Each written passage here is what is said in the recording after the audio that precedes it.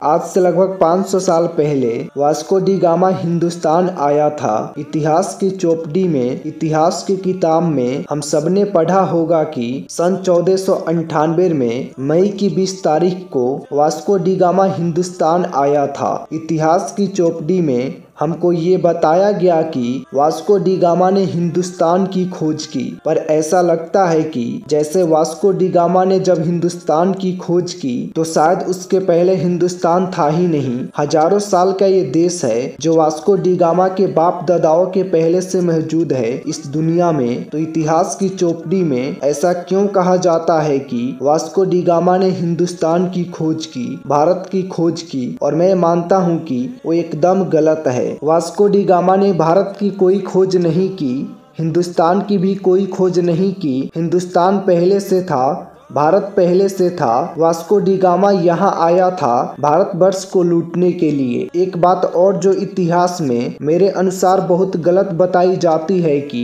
Vasco D gamma एक बहुत बहादुर नाविक था, बहादुर सेनापति था, बहादुर सैनिक था और हिंदुस्तान की खोज के अभियान पर निकला था। ऐसा कुछ नहीं था। सच्चाई ये है कि पुर्तगाल का वो उस जमाने का डॉन था, माफिया था। जैसे आज के जमाने में हिंदुस्तान में बहुत सारे माफिया किंग रहे हैं, उनका नाम लेने की जरूरत नहीं है क्योंकि मंदिर की पवित्रता खत्म हो जाएगी। ऐसे ही बहुत सारे डॉन और माफिया किंग 15वीं शताब्दी में होते थे यूरोप में। और 15वीं शताब्दी का जो यूरोप था, वहाँ दो देश बहुत ताकतवर थे उस जमाने में। एक था स्पेन और दूसरा था पुर्तगाल। तो वास्को डी गामा जो था वो पुर्तगाल का माफिया किंग था। 1490 के आसपास से वास्को डी गामा पुर्तगाल में चोरी का काम, लुटेरे का काम, डकैती डालने का काम, ये सब किया करता था। और अगर सच्चा इतिहास उसका आप खोजिए तो एक चोर और लुटेरे को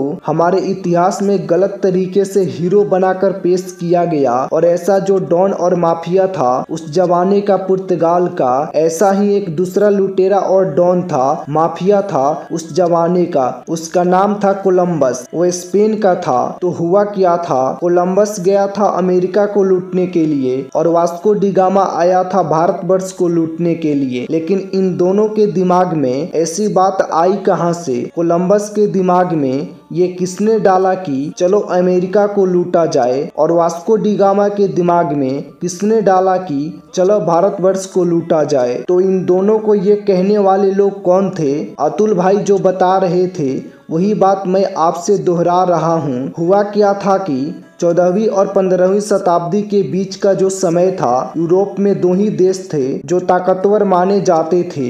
एक देश था स्पेन, दूसरा था पुर्तगाल। तो इन दोनों देशों के बीच में अक्सर लड़ाई झगड़े होते थे। लड़ाई झगड़े किस बात के होते थे कि स्पेन के जो लुटेरे थे वो कुछ जहाजों को लूटते थे तो उसकी संपत्ति उनके पास आती थी। ऐसे ही पुर्तगाल के कुछ लुटेरे हुआ करते थे, वो जहाज को लूटते थे तो उनके पास संपत्ति आती थी। तो संपत्ति का झगड़ा होता था कि कौन कौन संपत्ति ज्यादा रखेगा। स्पेन के पास ज्यादा संपत्ति जाएगी या पुर्तगाल के पास ज्यादा संपत्ति जाएगी। तो उस संपत्ति का बंटवारा करने के लिए कई बार जो झगड़े होते थे वो वहाँ की धर्म सत्ता के पास ले जाए जाते थे। और उस जमाने की वहाँ की जो धर्म सत्ता थी वो क्रिश्चियनिटी की सत्ता थी। और क्रिश्चियनिटी की सत्ता में 1492 के आसपास पोप होता था जो सिकस्त कहलाता था, छठवां पोप। तो एक बार ऐसे ही झगड़ा हुआ पुर्तगाल और स्पेन की सत्ताओं के बीच में। और झगड़ा किस बात को लेकर था? झगड़ा इस बात को लेकर था कि लूट का माल जो मिले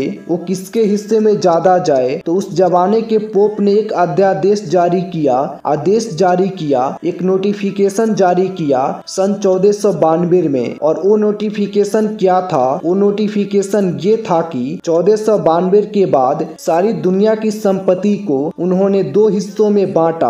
और दो हिस्सों में ऐसा बांटा कि दुनिया का एक हिस्सा पूर्वी हिस्सा और दुनिया का दूसरा हिस्सा पश्चिमी हिस्सा। तो पूर्वी हिस्से की संपत्ति को लूटने का काम पुर्तगाल करेगा और पश्चिमी हिस्से की संपत्ति को लूटने का काम स्पेन करेगा। यह आदेश 1492 में पोप ने जारी किया। यह आदेश जारी करते समय जो मूल सवाल है वो ये है कि क्या किसी पोप को यह अधिकार है कि वो दुनिया को दो हिस्सों में बांटे और उन दोनों हिस्सों को लूटने के लिए दो अलग अलग देशों की नियुक्ति कर दे। स्पेन को कहा कि दुनिया के पश्चिमी हिस्से को तुम लूटो, पुर्तगाल को कहा कि दुनिया के पूर्वी हिस्से को तुम लूटो। और 1492 में जारी किया हुआ वो आदेश और बुल आज भी एग्जिस्ट करता है। ये क्रिश्चियनिटी की धर्म सत्ता कितनी खतरनाक हो सकती है उसका एक अंदाजा इस बात से लगता है कि उन्होंने मान लिया कि सारी दुनिया तो हमारी है और इस दुनिया को दो हिस्सों में बांट दो। पुर्तगाली पूर्वी हिस्से को लूटेंगे, स्पेनिश लोग पश्चिमी हिस्से को लूटेंगे। पुर्तगालियों को चूंकि दुनिया के पूर्वी हिस्से को लूटने का आदेश मिला